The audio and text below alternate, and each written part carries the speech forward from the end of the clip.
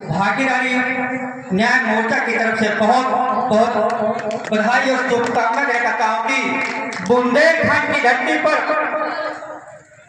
माँ फूलन देवी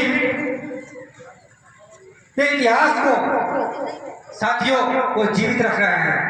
यह वीर फूलन देवी साथियों से बुंदेलखंड नहीं, पूरे उत्तर प्रदेश में अपना परचम लहराना है, जिनकी बदौलत साथियों रमेश चंद्र निषाद जी हैं।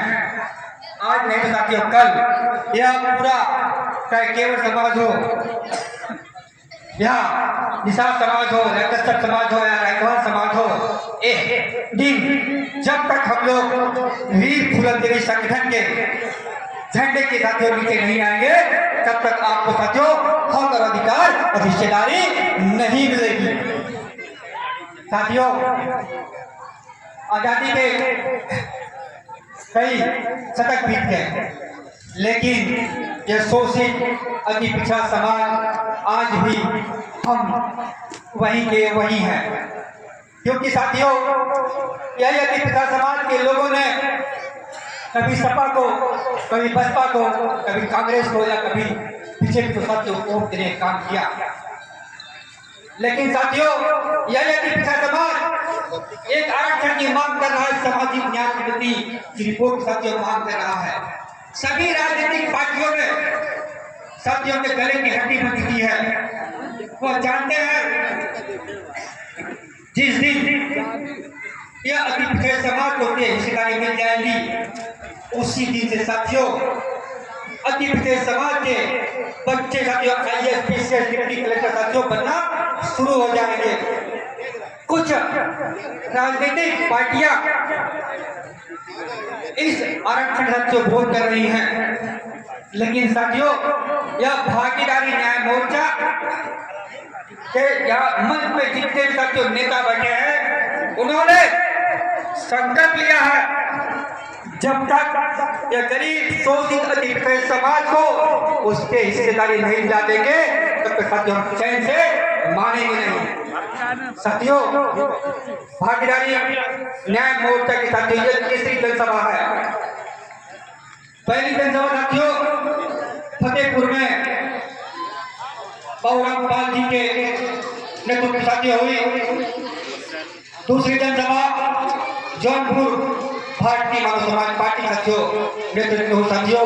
आज साथियों तीसरी जनसभा हमारे बड़े भाई रमेश चंद्र निषाद जी वीर फूलन देवी जी के संगठन साथियों हो रही है। साथियों तो शुरुआत है, अभी आंधी बाकी है, घबराइएगा नहीं। यह भागीदारी न्याय मोर्चा आने वाले समय में जितनी भी राजनीतिक पार्टियां हैं वो सब घबरा जाएंगी। यह क्या हो गया, यह तीसरा संगठन मोर्चा कहां से खड़ा हो गया। यह मोर्चा शोषित अति पिछड़े गरीब दबे पिछड़ों के हिस्सेदारी हक अधिकार के लिए साथियों निरंतर साथियों लड़ाई लड़ती रहेगी। लेकिन साथियों मैं एक बार आपसे कहना चाहता हूं, कुछ पार्टियों का भी अभी नारा चल रहा है कि बटोगे तो कटोगे, चल रहा है ना।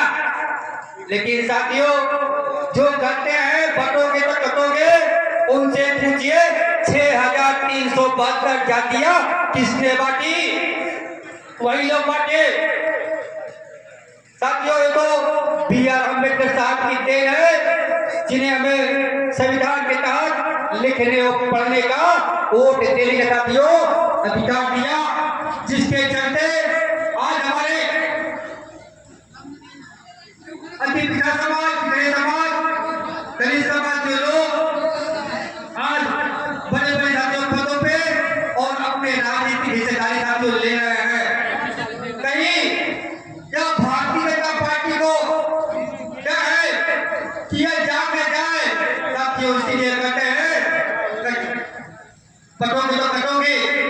साथियों दूसरी समाजवादी पार्टी वह कहती है जुड़ोगे तो जीतेंगे। लेकिन साथियों यही अति पिछड़ा समाज के लोगों ने मुलायम सिंह की सरकार बनाने का काम किया, अखिलेश यादव की सरकार बनाने का काम किया, लेकिन उन लोगों ने इस अति पिछड़े समाज के बारे में साथियों नहीं सोचा फिर वो नारा दे रहा है साथियों जुड़ोगे थे जीतेंगे, लेकिन साथियों जीतेंगे साथियों पे फायदा किसका होगा? समाजवादी पार्टी के परिवारवाद का फायदा होगा, पूंजीपतियों का फायदा होगा साथियों। वहीं पे साथियों मायावती जी ने नारा दिया कि जुड़ोगे तो साथियों बढ़ोगे। बहुजन समाज पार्टी को भी साथियों के समाज के लोगों ने वोट देने का काम किया। सोचे कि ये दलित की बेटी है, ये सब पिछड़ों की साथियों हिस्सेदारी और हक भागीदारी देने का काम करेगी, लेकिन साथियों वो भी अपने मिशन से भटक गई।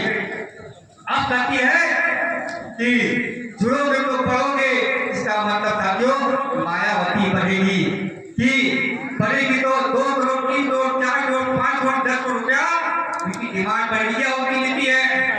साथियों इन तीनों नारों के अंदर यह बताइए कहीं गरीब शोषित अधिश्रेष्ठ समाज की हिस्सेदारी आपको दिखती है? बताइए दिखती है? लेकिन साथियों यह भागीदारी न्याय मोर्चा के जो नेता यहाँ बैठे हैं उन्होंने नारा दिया है साथियों जुड़ोगे तो आपको अधिकार और मान सम्मान मिलेगा। यह भागीदारी न्याय मोर्चा का जो नारा है जुड़ोगे तो आपको अधिकार मिलेगा, शिक्षा का अधिकार मिलेगा, अच्छी स्वास्थ्य का अधिकार मिलेगा। साथियों